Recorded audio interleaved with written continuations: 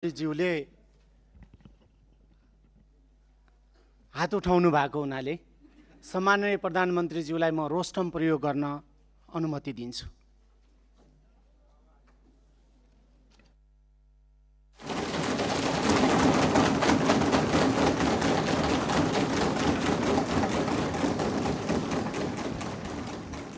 सम्माननीय सभामुख महोदय, मान्य सदस्यज्यूहरूले धेरै दिनदेखि प्रश्न सोध्न खोज्नु भएको रहेछ, त्यसको निम्ति समय दिन हजुरलाई अनुरोध गर्न चाहन्छु।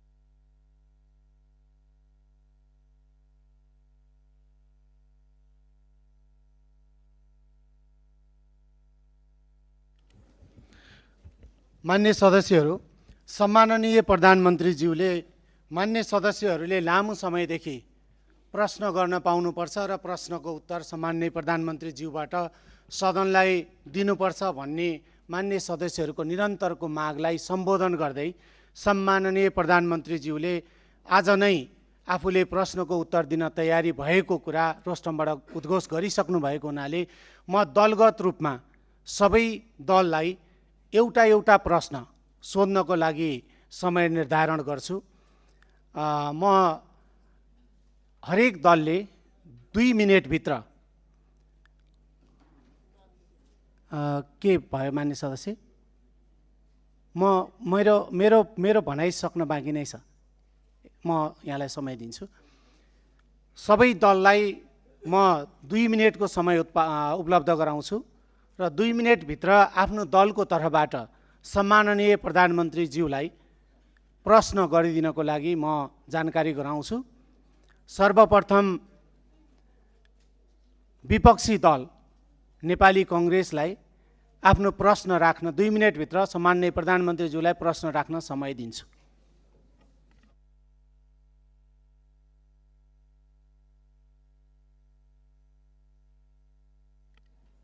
मान्य सदस्य युवराज दुलालले उठ्नु भएको थियो, के को लागि उठ्नुभयो? पहिला युवराज दुलालले एकदम छोटकरीमा आफ्नो कुरा भनिहाल्नुहोस्।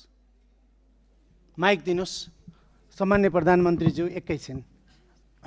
सम्माननीय सभामुख महोदय, म फेरि आज एकपटक यो देशको संविधान र नियमावली मिचिएको यो दुःखद कुरा फेरि संसदलाई अवगत गराउन चाहन्छु। सम्माननीय प्रधानमन्त्रीज्यूबाट त्यो हुनु राष्ट्रको लागि धेरै नै दुःखद हो। सम्माननीय सभामुख मार्फत सम्माननीय प्रधानमन्त्रीज्यू, हाम्रो प्रतिनिधि सभा नियमावली 2079 को 56(1) मा प्रतिनिधि सभाका सदस्यहरूले सम्माननीय प्रधानमन्त्रीलाई प्रश्न सोध्ने व्यवस्था छ र जस अन्तर्गत समूह विभाजन गरिन्छ 15-15 जनाको, र त्यो समूहले सम्माननीय प्रधानमन्त्रीज्यूलाई प्रश्न सोध्नुभन्दा 3 दिन अगाडि नै लिखित रूपमा प्रश्न दिने र सम्माननीय प्रधानमन्त्रीज्यू उपस्थित भएको दिन 1 घण्टा त्यो प्रश्न उत्तर कार्यक्रम राख्ने प्रावधान भएकोले यो नियमावलीको नियम मिचिएको कुरा म दुःखका साथ दर्ज गर्न चाहन्छु। धन्यवाद। मान्य सदस्य ऐन महर 1 मिनेटभित्र आफ्नो कुरा भनिहाल्नु। सम्माननीय सभामुख महोदय, सम्माननीय प्रधानमन्त्रीज्यू सदनमा आउने कुरा र सदनलाई सम्बोधन गर्न चाहने विषयप्रति म सम्मान व्यक्त गर्न चाहन्छु, धन्यवाद व्यक्त गर्न चाहन्छु र सँगसँगै म एउटा मेरो नियमापत्ति दर्ज गर्न चाहन्छु। हामी संविधान र नियमावली भन्दा माथि कोही पनि छैनौँ। सभामुखज्यू पनि हुनुहुन्न, प्रधानमन्त्रीज्यू पनि हुनुहुन्न, हामी मान्य सदस्य पनि छैनौँ। र प्रतिनिधि सभा नियमावली 2079 को नियम 56 को उपनियम 3-4 मा 1 देखि 5 सम्म प्रश्न व्यवस्था गरेको छ। प्रधानमन्त्रीज्यूसँगको प्रश्नोत्तरको सन्दर्भमा 3 दिन अगाडि प्रश्न दर्ज गर्ने र 15 वटा प्रश्न सोध्न सकिने र अनि प्रधानमन्त्रीले प्रश्न को जवाफ दिनुपर्ने भन्ने कुरा बडो स्पष्टसँग व्याख्या गरेकोले यो सामान्य प्रधानमन्त्रीज्यूबाट यस्तो खालको नियम विपरीतको काम नहोस् र माननीय सदस्यहरूका लिखित प्रश्नहरू लिइयोस्। त्यो लिखित प्रश्नहरूको जवाफ दिने कुरामा सामान्य प्रधानमन्त्रीज्यूले यसमा ध्यान दियोस् भन्न चाहन्छु र यो मेरो नियम आपत्ति दर्ज गर्न चाहन्छु। मान्य सदस्यलाई मैले यहाँको दललाई समय दिइसकेको हुनाले बस्नुहोस्।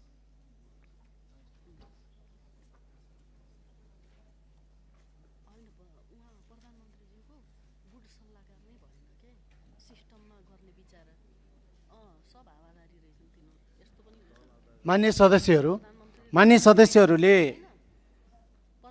नियमावलीको 56 को विषयमा कुरा उठाइरहनु भएको छ। मान्य सदस्यहरूलाई म नियमावलीको 56 नियम 56 एकचोटि पुनः हेर्नको लागि पनि अनुरोध गर्छु र सम्माननीय प्रधानमन्त्रीज्यूले सदनमा उपस्थित भएर प्रश्नको उत्तर दिनुपर्छ भनेर विशेष गरी विपक्षी बेन्चका मान्य सदस्यहरूले निरन्तर कुरा राखिरहनु भएको र यहाँहरूले सोध्ने प्रश्न भनेको सम्माननीय प्रधानमन्त्रीज्यूलाई नेपाल सरकारको तर्फबाट प्रधानमन्त्रीज्यूलाई प्रश्न सोध्ने नै होला। त्यो प्रश्न यहाँहरूसँग धेरै अगाडिदेखि प्रश्न सोध्न चाहनु भएको हुनाले त्यो प्रश्न तयारी नै होला। त्यस कारणले त्यो सामान्य प्रधानमन्त्रीज्यू रोस्टरमा उभिरहनु भएको छ र प्रश्नको उत्तर दिन तयारी हुनुभएको छ। त्यस कारणले हाम्रो नियमावलीले 3 दिन अगावै प्रश्न लिखित रूपमा सोध्नुपर्ने भनेर निर्धारण गरेको छैन। त्यस कारणले मान्य सदस्यहरूलाई यो ध्यान आकर्षण गराउन चाहन्छु र मान्य सदस्यहरू, मैले मान्य सदस्यको दललाई समय दिइसकेको छु। त्यस कारणले बस्नुहोस्। कुन नियमावलीको कुन नियम आपत्ति हो मान्य सदस्य?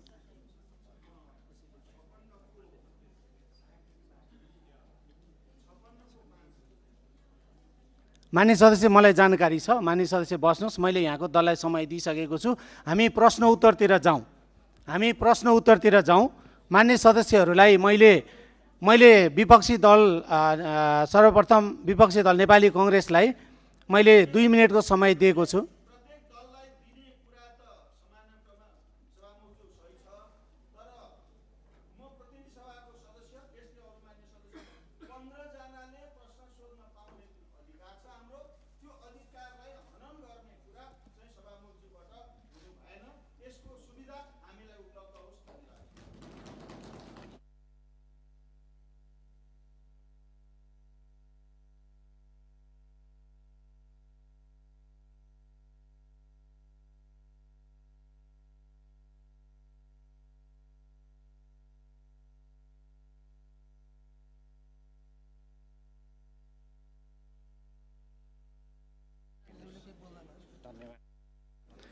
मान्य सदस्यहरू, मैले फेरि मान्य सदस्यहरूलाई ध्यान आकर्षण गराएँ। हाम्रो नियमावलीको कुनै नियममा पनि 15 जनाले प्रश्न सोध्न पाउने भनेर लिखित रूपमा छैन।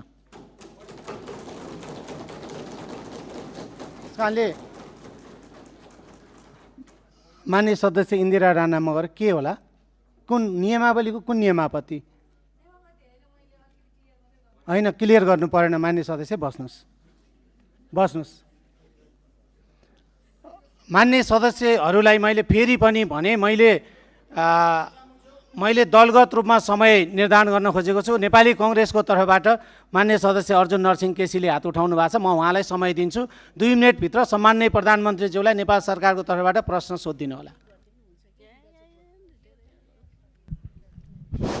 सम्माननीय सभामुख महोदय, आज बडो नाटकीय ढङ्गले प्रधानमन्त्रीले प्रश्नोत्तरको निम्ति संसदमा आफै उभिएर जो समय माग्नु भएको छ, वास्तवमा यो विकसित देशहरूमा पनि प्रधानमन्त्रीले त्यस्तो गर्छन्। यसलाई म पोजिटिभ र लोकतान्त्रिक प्रक्रियाकै एउटा अङ्ग मान्छु। तर कुरा चाहिँ के छ भने नियम, प्रक्रिया र पद्धतिमा हरेक समय जो नेपालको प्रतिनिधि सभाको नियमावली छ, त्यो नियमावली अन्तरको प्रोसेस एउटा अर्कै प्रोसेस हो। त्यो निरन्तरता रहनुपर्छ, त्यसलाई बाइपास गरेर मिल्दैन। तर प्रधानमन्त्रीले उभिएर अहिलेको समसामयिक स्थितिमा मान्य सदस्यहरूको के धारणा भनेर अचानक जो उभिनु भएको छ त्यो चाहिँ राम्रै हो भन्छु। तर कुरा के छ भने अब मैले यो 2 मिनेटभित्र म धेरै कुरा सबै त भन्न सक्दिनँ। सबभन्दा पहिला हामीले निरन्तर रूपबाट मैले चाहिँ नि यो शून्य समय पनि निकालेको कुरा हो। 23-24 को जेएनजी आन्दोलनपछि गौरीवादी कार्कीको जुन प्रतिवेदन छ त्यो प्रतिवेदनको सारांश रूपमा कहीँ अनौपचारिक रूपले प्रकाशित भए पनि औपचारिक रूपले त्यो प्रकाशित हुन सकेका छैन र त्यो औपचारिक रूपले प्रकाशित हुनुपर्छ र त्यो संसदका प्रत्येक सदस्यले पाउनुपर्छ भन्ने कुरा सभामुखजी मैले पहिला पनि उठायो र त्यसपछि 24 गौरीबहादुर कार्कीजीको प्रतिवेदनमा 24 गते पुरा रूपबाट ब्ल्याकआउटै गरिएको खालको हामीले बुझेका छौँ। जहाँसम्म 24 गते देशमा जुन खालको अत्यन्त विध्वंसात्मक घटना घट्यो त्यो घटनाको छानबिन गर्नको निम्ति निष्पक्ष आयोगको गठन तत्कालै गर्नको निम्ति म प्रधानमन्त्रीसँग अनुरोध गर्छु र त्यो सँगसँगै अर्को चाहिँ नि के भनेदेखि यो मलाई बसेर भन्नु है साहब त्यो सँगसँगै प्रधानमन्त्रीजीलाई चाहिँ अर्को के भने भर्खर मानवाधिकार आयोगले जो प्रतिवेदन प्रस्तुत गरेको छ त्यो प्रतिवेदन चाहिँ सरकारलाई प्रधानमन्त्रीलाई त प्रस्तुत गरिसकेका छ। त्यो प्रस्तुतलाई सार्वजनिक रूपले जनतामा सम्प्रेषण गर्ने र त्यो सँगसँगै यो कारबाहीको प्रक्रिया पनि सुरु गर्नुको निम्ति चाहिँ नि म सम्माननीय सभामुखलाई हार्दिक रूपबाट अनुरोध गर्न चाहन्छु र म एउटा कुरा चाहिँ फेरि पनि अनुरोध के गर्न चाहन्छु भने यो कानुनी राज्यमा रुल बाई ल पनि हुन्छ, रुल अफ ल पनि हुन्छ। रुल अफ ल भने कानुनको स्पिरिट, संविधान, मर्यादा, त्यसका सम्पूर्ण कुरालाई केन्द्रित बनाइन्छ भने रुल बाई ल भने जो शक्तिमा छ, जो बहुमतमा छ, उसले आफू अनुकूल कानुन बनाएर प्रयोग गर्ने जुन खालको परम्परा र रुल बाई ल भनेर भनिन्छ, सत्ताको स्वार्थको निम्ति कानुनलाई प्रयोग गरेर देखिने परम्परा हामी कहाँ पनि देखिन थालेको छ। त्यसलाई नियन्त्रण हुनुपर्ने आवश्यकता छ, किनभने हामी लोकतान्त्रिक पद्धतिलाई जगेर्ना गर्नुको निम्ति हामी जुनसुकै बेन्चमा बसे पनि हाम्रो साझा दायित्व हो र त्यो दायित्वलाई प्रधानमन्त्रीले अझ बढ्ता बुझ्नुपर्छ र बुझ्नु भएको छ भन्ने मलाई विश्वास छ। धन्यवाद। मान्य सदस्यहरूबाट उठाएको जिज्ञासाप्रति मेरो ध्यानाकर्षण भएको छ। हामी आगामी बैठकभन्दा अगाडि कार्यव्यवस्था परामर्श समितिको बैठक पनि बस्न सक्छौँ र त्यसपछि बाँकी छलफल त्यहीँ गर्नेछौँ। आज सम्माननीय प्रधानमन्त्रीज्यूले रोस्टरमा उभिएर मान्य सदस्यहरूको प्रश्नको उत्तर दिन म तयार छु र मलाई प्रश्न सोधियोस् भनेर यो सम्मानित सदनप्रति उहाँले प्रश्न गर्नुभएको हुनाले त्यसैतर्फ मैले ध्यानाकर्षण गराउँदै सम्माननीय प्रधानमन्त्रीज्यू। सम्माननीय सभामुखज्यू धन्यवाद। मान्य सदस्यज्यूले भन्नुभएको धेरैजसो कुरालाई चाहिँ मैले सल्लाह र सुझावको रूपमा लिएको छु र मानव अधिकार आयोगको प्रतिवेदन मात्रै नभएर 23-24 गतेको मात्रै नभएर विभिन्न कालखण्डमा धेरै आन्दोलनहरू भएका छन्, धेरै दमनहरू पनि भएका छन्। विभिन्न कालखण्डमा भएका आन्दोलनहरू, र्यालीहरूमा भएका कुराहरूको प्रतिवेदनहरू धेरै छन्। एउटा मात्रै प्रतिवेदन छैन मानव अधिकार आयोगको र विभिन्न आयोगहरू पनि गठन भएका छन् विभिन्न कालखण्डमा। आजसम्म नेपाल सरकारलाई बुझाइएको जति पनि आयोगका प्रतिवेदनहरू छन् ती सबै प्रतिवेदनहरूलाई एकमुष्ट रूपमा नेपाल सरकारले अध्ययन गर्छ र गर्नुपर्ने काम कारबाही त्यही हिसाबले गर्छ। धन्यवाद।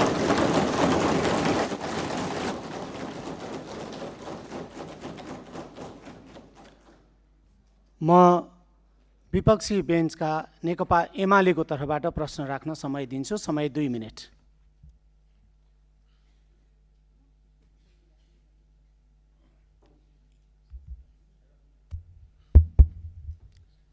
सम्माननीय सभामुख महोदय, सम्माननीय प्रधानमन्त्रीज्यूलाई वास्तवमा हाम्रो राष्ट्रको सार्वभौमिकता, राष्ट्रिय अखण्डता र स्वतन्त्रता हामी सबैको प्राणभन्दा प्यारो चिज हो।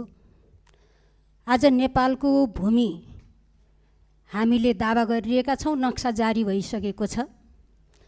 त्यो भूमिमा त्रिपक्षीय सरकारको ठाउँ नेपाल, चाइना र भारतको, तर आज नेपाललाई व्यवस्था गरिकन भारत र चाइनाका तर्फबाट द्विपक्षीय समझदारी कायम गरेर जुन व्यापारिक मार्ग निर्माण गर्ने काम धमाधम भइरहेको छ, यो सन्दर्भमा नेपाल सरकारको धारणा के छ, सरकारले के गरिरहेको छ भन्ने सन्दर्भमा म प्रधानमन्त्रीज्यूसँग चासो राख्न चाहन्छु। धन्यवाद।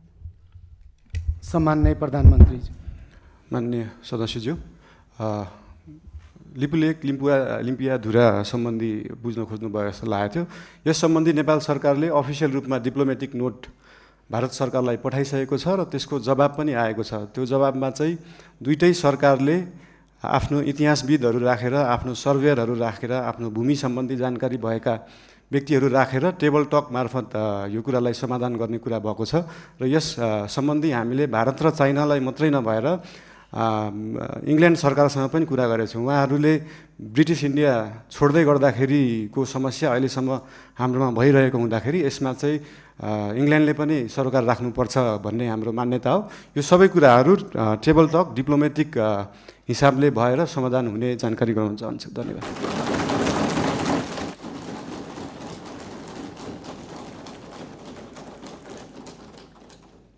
मान्य सदस्यहरू, विपक्षी बेन्चकै तर्फबाट नेपाली कम्युनिस्ट पार्टीको तर्फबाट आफ्नो प्रश्न छ भने 2 मिनेटभित्र प्रश्न राख्न समय दिन्छु।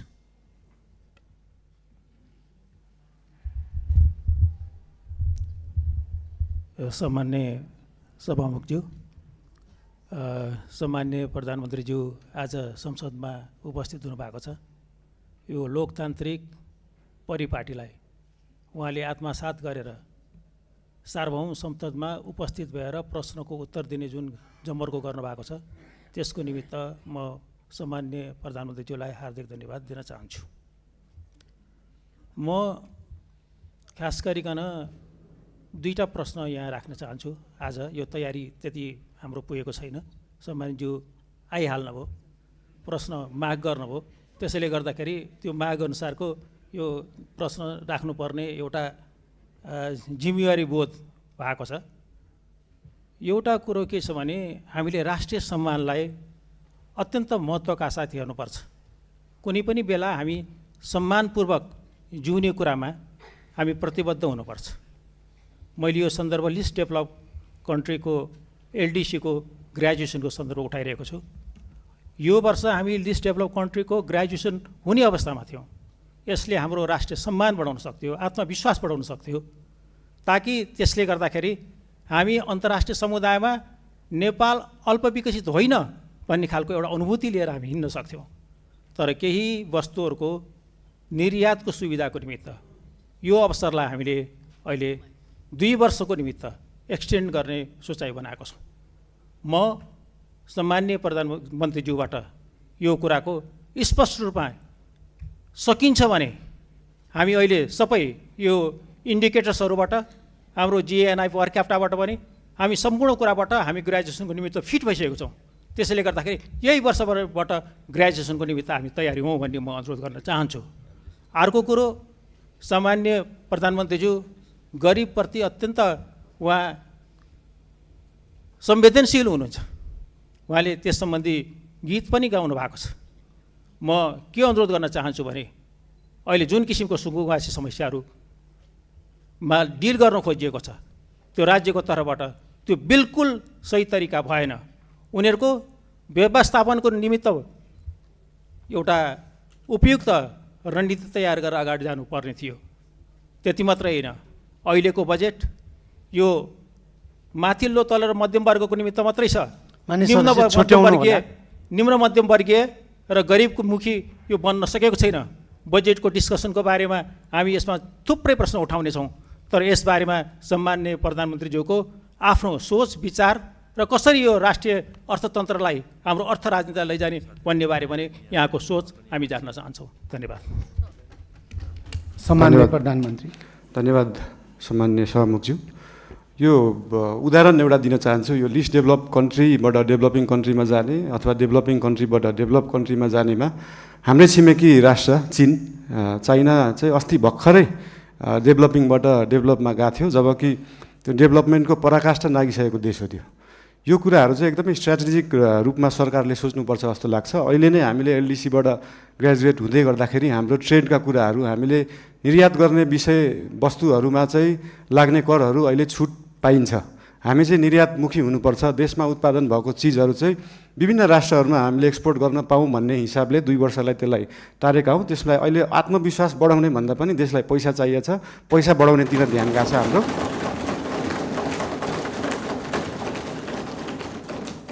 अनि गरिब विपन्नको कुरामा मैले पहिल्यैदेखि भन्दै आएको यो साम्यवाद समाजवाद भनेको भाषणमा दिन एकदम सहज हुन्छ, मजा पनि आउँछ। तर साँच्चीकै साम्यवाद, साँच्चीकै समाजवाद गर्ने भने हाम्रो काठमाडौँ महानगरपालिकामा मेयर हुँदाखेरिको म उदाहरण दिन चाहन्छु। हामीले विपन्नलाई जुन प्राइभेट स्कुलमा 10% स्कलरसिप दिनुपर्छ, त्यसलाई इक्जाम लिएरै एकदमै मजाले लागू गरेका थियौँ। त्यहाँ चाहिँ विपन्नले एकदमै महँगा कलेजहरूमा पढ्न पाए। साँच्चीकै समाजवाद भने त्यो हो। र विभिन्न महँगा अस्पतालहरूमा पनि हाम्रो ऐन कानुन संविधान बमोजिम नै 10% बेड चाहिँ विपन्नलाई दिनुपर्छ भन्ने व्यवस्था थियो। त्यसको लागि हामीले वेबसाइट नै बनाएर प्राइभेट हस्पिटलहरूमा सर्जरीसम्म विपन्नलाई गराउने व्यवस्था गराएको थियौँ। त्यही हो समाजवाद, साम्यवाद भने चाहिँ त्यस्तो कुरालाई भनिन्छ। र यही 10% विपन्नलाई दिनुपर्ने कुराहरू, शिक्षा र स्वास्थ्यको कुराहरू हामी देशैभरि लागू गर्न खोज्दैछौँ। यसको लागि विभिन्न जिल्लाहरूमा, विभिन्न स्थानीय निकायहरूमा यसको लागि हामी सहकार्य गर्दै जानेछौँ। संविधानमा लेख्न त लेखियो फ्री शिक्षा, फ्री स्वास्थ्य, तर सरकारको बजेट त्यो छ कि छैन भन्ने कुरा सोचिएन। त्यही भएर अहिलेको लागि हामीले सबैलाई नभएर विपन्न वर्गलाई, कम्तीमा विपन्न वर्गलाई चाहिँ फ्री शिक्षा, फ्री स्वास्थ्य दिनमा हाम्रो नेपाल सरकार र हाम्रो राष्ट्रिय स्वतन्त्र पार्टी त्यसमा चाहिँ एकदमै लागेको छ। धन्यवाद।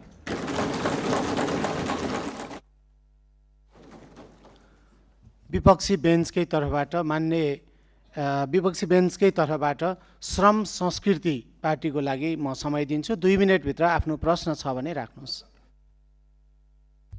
हेलो, सम्माननीय सभामुख महोदय, सम्माननीय प्रधानमन्त्रीज्यू, निकै लामो समय पछाडि आज प्रश्न गर्नु पाइयो।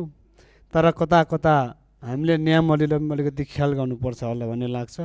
विधि र विधिको शासन हामीले कायम गर्नुपर्छ भन्दै म यहाँ 3-4वटा प्रश्न राख्न चाहन्छु। सबैभन्दा पहिला सुकुम्बासी र यो अव्यवस्थित समस्या लामो समयदेखि चर्किँदै आएको, यो व्यवस्थापन साँच्ची नै सामाजिक सञ्जालमा मात्र हुन्छ कि व्यवहारमा हुन्छ, यो कहिलेसम्म हुन्छ भन्न चाहन्छु। दोस्रो प्रश्न, नेपालमा सहकारीमा ठुलो घोटाला भयो, ठुलो तपाईँको समस्या उत्पन्न भयो, थुप्रै आन्दोलन भयो। यो जीवी राई भन्ने जस्तै जीवी राई लगायत अन्य चाहिँ थुप्रै सहकारी ठगीहरू गर्ने कहिले पक्राउ हुन्छ, स्पेसली जीवी राई। दोस्रोमा भदौको 23-24 को जेनजी आन्दोलनमा भएका घटनामा मानव अधिकारले तयार पारेको प्रतिवेदन लगायत भर्खरै मात्रै सम्माननीय प्रधानमन्त्रीज्यूले भन्नुभयो अन्य आन्दोलनहरूमा भएको जति पनि घटनाहरूलाई चाहिँ छानबिन गर्छौँ भन्नुभयो। यो कहिलेसम्म हामीले साँच्ची नै यसको चाहिँ यो घटना चाहिँ यसरी भएको छ भनेर चाहिँ परिणाममा देख्न सक्छौँ, त्यो प्रश्न गर्न चाहन्छु। र अर्को, कालोपानी लिपुलेक लिपिया धुराको समस्या निकै लामो समयदेखि चल्दै आएको छ र अन्य सीमामा थुप्रै समस्याहरू छन्।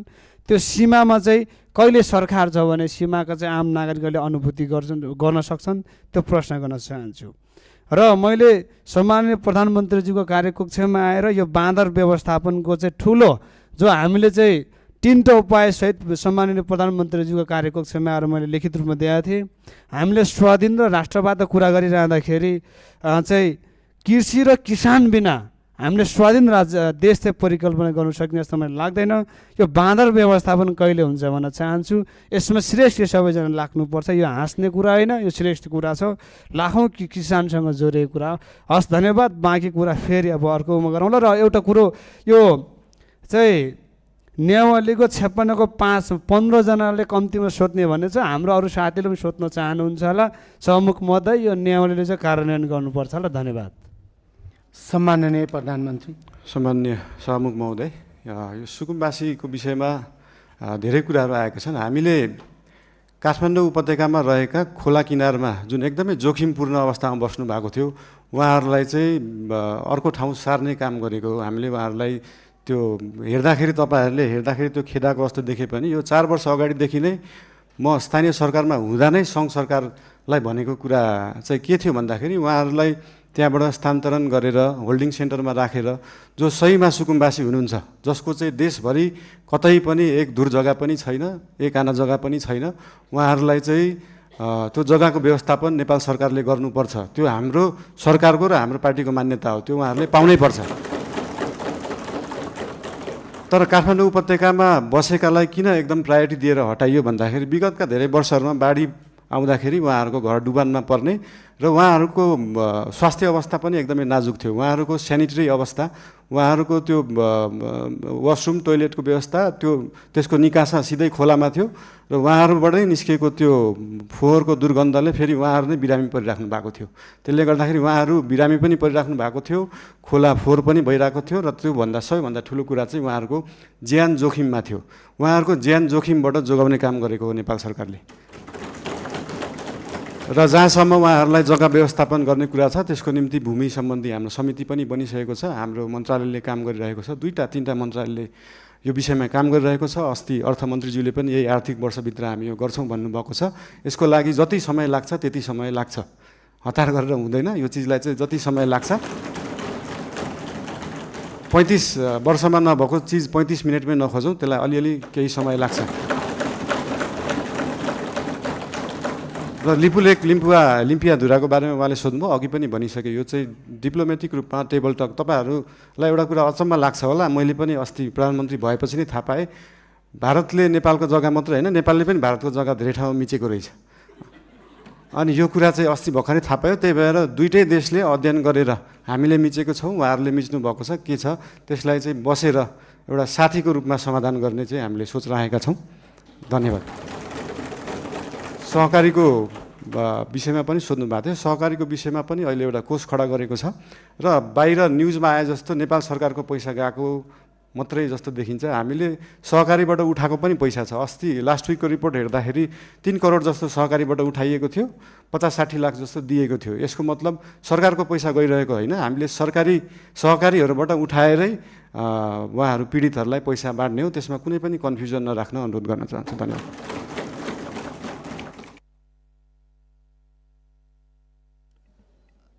सामान्य प्रधानमन्त्रीज्यू, अर्को 2टा प्रतिवेदन सार्वजनिकको कुरा र बाँदर व्यवस्थापनको कुरा।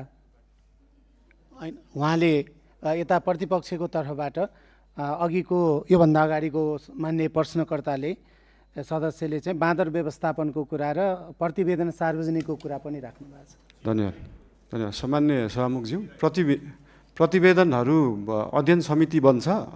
जस्तै मिडियामा आइसक्यो, तर त्यो मानव अधिकार आएको प्रतिवेदन पनि प्रधानमन्त्री कार्यालयमा अफिसियली बुझाइएको छैन। त्यो 29 पेजको केही खण्ड आए तापनि त्यो 10,000 पेजको छ भन्ने सुन्नमा आएको छ। त्यो प्रतिवेदन हामी कहाँ नै अफिसियली रूपमा आइसकेका छैनन्। अनि त्यो प्रतिवेदन आएपछि हामी सार्वजनिक गर्छौँ नै। लगायत मैले अघि भने जस्तै देशभरि भएका विभिन्न घटना सम्बन्धी आयोगहरू बनेका थिए, आएका रिपोर्टहरू छन्। ती सबै रिपोर्ट अध्ययन समितिले अध्ययन गर्छ। उहाँहरूलाई अध्ययन गर्न जति समय लाग्छ त्यति समय चाहिँ लाग्छ। फेरि त्यो उहाँहरूलाई छिटो 2 दिनमै अध्ययन गरेर दिनु भन्न सकिने अवस्था छैन। त्यही भएर यो अध्ययन गरेर आएको रिपोर्ट चाहिँ नेपाल सरकारले सार्वजनिक गर्नेछ। र बाँदरको विषयमा त अस्ति मान्य महावीर पुनज्यूले पनि भन्नुभएको थियो, एकदमै गाह्रो विषय हो, एकदम सजिलो छैन। यो भन्ने बित्तिकै तपाईँले विश्वमा जहाँ पनि हेर्दाखेरि बाँदरले बाली खाने रोकथाम गर्दा कि त त्यो खेतलाई चाहिँ वायरिङ गरेर घेरेर राखिन्छ, त्यो एकदमै खर्चिलो हुन्छ, कि त जङ्गललाई नै वायरिङ गरेर राखिन्छ। त्यो मानव बस्ती र जङ्गली जनावरलाई चाहिँ छुट्याएर राखिने चलन छ। यस सम्बन्धी अध्ययन गर्न समिति पनि बनेको छ, अध्ययन भइरहेको छ। यो एकदमै पेचिलो विषय भएको भएर तुरुन्तै गर्न नसकिने चिज भएर यसलाई चाहिँ हामीले देश विदेश विभिन्न देशहरूमा कुन उपाय लाइएका छन्, हामी हत्या हिंसामा नजाउँ भन्ने सोच भएको भएर त्योभन्दा अल्टरनेटिभ उपाय के हुनसक्छ त्यो सोच्दैछ। अहिले समिति गठन भएको छ।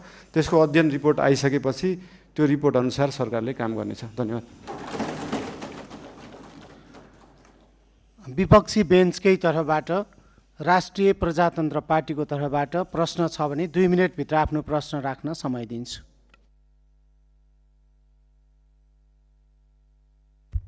सम्माननीय सभामुख महोदय, सम्माननीय प्रधानमन्त्रीज्यू, हालैका दिनमा धेरै नेपाली नागरिकहरूलाई भिजिट भिजाको नाममा गल्फ तथा अन्य मुलुकहरूमा लैजाने क्रम रोकिएको छैन। यसरी भिजिट भिजाको दुरुपयोग मार्फत श्रम शोषण, मानव बेचबिखन अवस्था सृजना भइरहेको विषय गम्भीर रूपमा उठिरहेको छ। मैले यस विषयलाई संसदमा समेत उठाउँदै हजारौँ नेपाली नागरिकहरू विभिन्न बहानामा विदेश पुर्याउने र शोषणको चक्रमा फसाइने अवस्था रहेको कुरा उल्लेख गरेको नै थिए। यस सन्दर्भमा सरकारसँग मेरो प्रश्न छ, भिजिट भिजाको नाममा हुने यस प्रकारको अवैध श्रम आप्रवासन र मानव तस्करी नियन्त्रण गर्न सरकारसँग के कस्तो ठोस योजना छ? साथै सरकारले वैदेशिक रोजगारीको नाममा देखिएको संरचनागत शोषण रोक्न घरेलु श्रम डोमेस्टिक वर्क सम्बन्धी प्रतिबन्ध पूर्ण विचार गर्ने सोच राखेको छ कि छैन?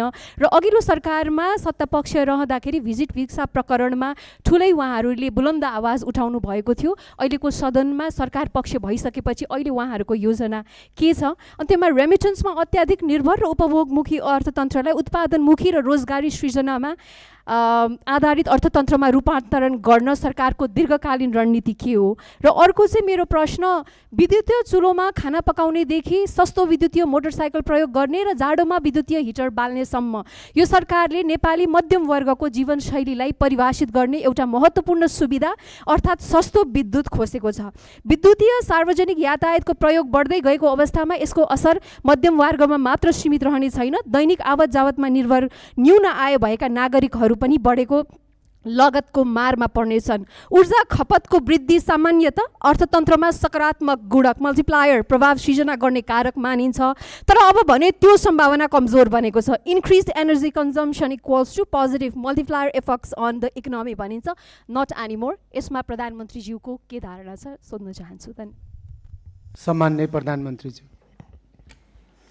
यो भिजिट माननीय सदस्यज्यू, सम्माननीय सभामुखज्यू, यो भिजिट भिसाको जुन दुरुपयोग विगतका धेरै दिनहरूमा भएका थिए त्यसको लागि एकदमै कडा निर्देशन मन्त्रालय, एयरपोर्ट लगायत त्यहाँ भएका विभिन्न विभागहरूलाई दिएको छ र भिजिट भिसामा गएर त्यहाँनिर कामको लागि इन्टरभ्यू दिएर काम पाउँदाखेरि फेरि फर्केर आउनुपर्ने, फेरि वर्किङ भिजाको लागि अप्लाई गर्नुपर्ने र नेपाल नै आउनुपर्ने व्यवस्था रहेछ। त्यसको लागि पनि एउटा अल्टरनेटिभ उपाय रहेछ।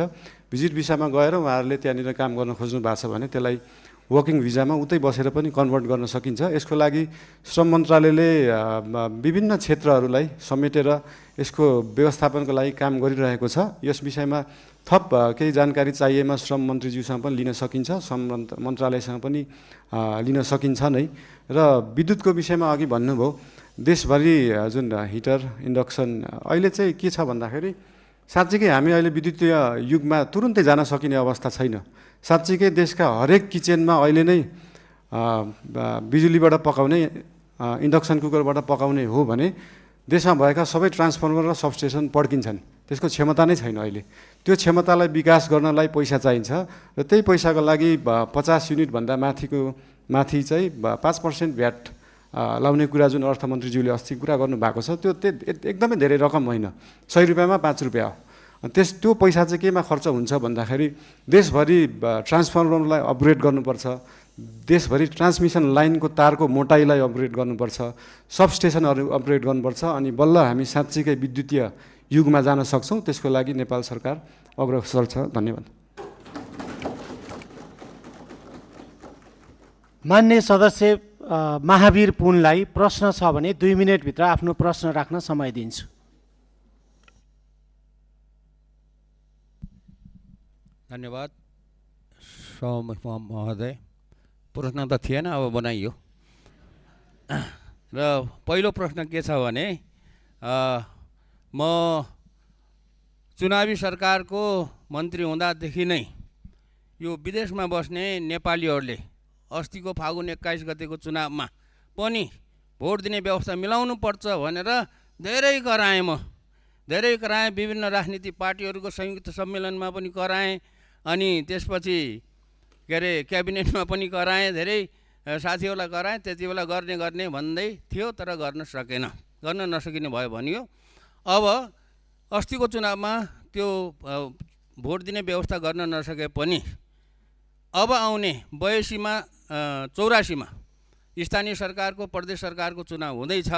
त्यो चुनावमा करिब नेपालीहरू मोटामोटी यति भन्ने त एक्ज्याक्ट डाटा त छैन होला, करिब 30 लाखको वरिपरि नेपालीहरू विदेशमा काम गरिरहेछन् र ती सबै नेपालीहरू चाहिँ भोट दिने उमेर पुगेका नेपालीहरू हुन् र उमेर पुगेर नै काम गर्न गएका हुन्। त्यसैले ती नेपालीहरूलाई यो अब आउने चुनावमा भोट दिने व्यवस्था के गरिँदैछ यो चाहिँ छिटै हुनु पर्यो, किनभने 84 त आइहाल्छ, 83 लागिसक्यो, 84 भनेको अर्को वर्ष हो। यो चाहिँ कति छिटो काम भइरहेछ, के भइरहेछ त्यो जान्न चाहन्छु। र अर्को कुरा त मेरो बाँदरको समस्या भन्ने थियो। के हुँदैछ भनेर अनि उहाँहरूको मान्यले राखिसक्नुभयो। र एउटा कुरा के छ भने यो चाहिँ कम्प्लेन पनि हो। गर्नुपर्ने कुरा चाहिँ के छ त भन्दाखेरि स्थानीय तहमा चाहिँ राजस्व सङ्कलन गर्ने महालेखा नियन्त्रक कार्यालयबाट सूत्र रेभेन्यू भन्ने चाहिँ एउटा सफ्टवेयर राखेको रहेछ। त्यो सफ्टवेयरको धेरै कम्प्लेन आयो अनि जनताहरूले चाहिँ समयमा चाहिँ पाउन सकेनन्, सेवा पाउन सकेनन्। कहिले के बिग्रियो भन्छ अरे, कहिले के बिग्रियो, कहिले सर्भर डाउन इत्यादि गर्दाखेरि यो चाहिँ धेरै के अरे पालिकाहरूबाट मलाई कम्प्लेन आएको हुनाले यो कुरा सुनाइदिनु भनेको हो। त्यो कुरामा पनि के हुँदैछ, साँच्चीकै भएर कम्प्लेन आएको हो अथवा नभएर कम्प्लेन आएको हो, त्यो कुरा पनि जानकारी दिनु पर्यो। धन्यवाद। सम्माननीय प्रधानमन्त्री। सामान्य सभामुखज्यू, मान्य सदस्यज्यूले राख्नुभएको कुराहरू उहाँहरूको इन्टरिम गभर्मेन्ट हुँदा पनि उहाँहरूले उठाउनु भएको थियो। त्यसमा एउटा समस्या चाहिँ के छ भन्दाखेरि विदेशमा रहनुभएको नेपाली दाजुभाइ दिदीबहिनीहरूले भोट हाल्दाखेरि दुईवटा उपाय रहेछन्। एउटा चाहिँ एम्बेसीमा गएर भोट दिने, अर्को चाहिँ मोबाइलबाट भोट दिने। मोबाइलबाट भोट दिँदाखेरि चाहिँ अलिकति इन्फ्लुएन्स हुन सक्ने, किन भन्दाखेरि विदेशमा रहेका नेपालीहरूले भोट दिँदाखेरि कसैको इन्फ्लुएन्समा भोट नदियोस्, स्वतन्त्र रूपमा भोट दिनुपर्छ भन्ने कुराले त्यो त्यति बेला अल्झिएको जस्तो लाग्छ। अब त्यसको लागि एम्बेसीमा गएर भोट दिने कि त्यो प्रविधि मैत्री बनाउने भन्ने कुरा हो। यस विषयमा चाहिँ नेपाल सरकारले छलफल गरेर आगामी चुनावमा के कसो गर्न सकिन्छ यसको लागि अध्ययन गर्ने नै छ। र बाँकी त्यो सूत्रको विषयमा हाम्रो विज्ञान यो आइटीका मन्त्रीज्यूलाई यो सम्बन्धी सुन्नु नै भयो होला। उहाँलाई चाहिँ यो सम्बन्धी तुरुन्त व्यवस्थापन गर्न निर्देशन पनि दिन चाहन्छु। हस्, धन्यवाद।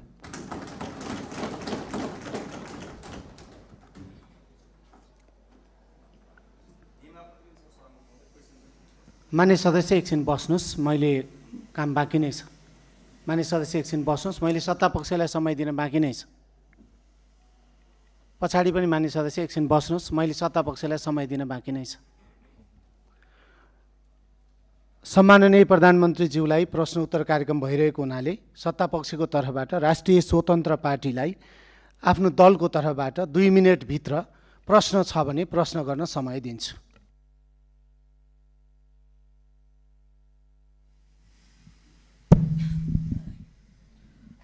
सम्माननीय सभामुख महोदय, सर्वप्रथम त प्रश्नोत्तरको लागि सदनमा उपस्थित भएर आइदिनु भएकोमा म प्रधानमन्त्रीज्यू समक्ष सम्मान व्यक्त गर्न चाहन्छु। हाल गत निर्वाचनमा आम नागरिकले अभूतपूर्व जनमत दिएर नागरिकको काम गर्नको लागि हामीलाई पठाउनु भएको छ र म आम नागरिकलाई धन्यवाद पनि व्यक्त गर्न चाहन्छु। अहिले सुशासनको दृष्टिकोणबाट हेर्ने हो भने केही अघिसम्म घुस नखाई केही काम नहुने अवस्था थियो। सरुवा बडुवामा पनि घुस नखाइकन हुँदैन भन्ने एउटा भाष्य निर्माण भएको थियो। त्यो अहिले यहाँको नेतृत्वमा सरकार गठन भइसके पछाडि धेरै चिरिँदै गएको छ। आम नागरिकको यो जनमत देशमा सुशासन र समृद्धिको लागि हो भन्ने कुरामा दुई मत छैन।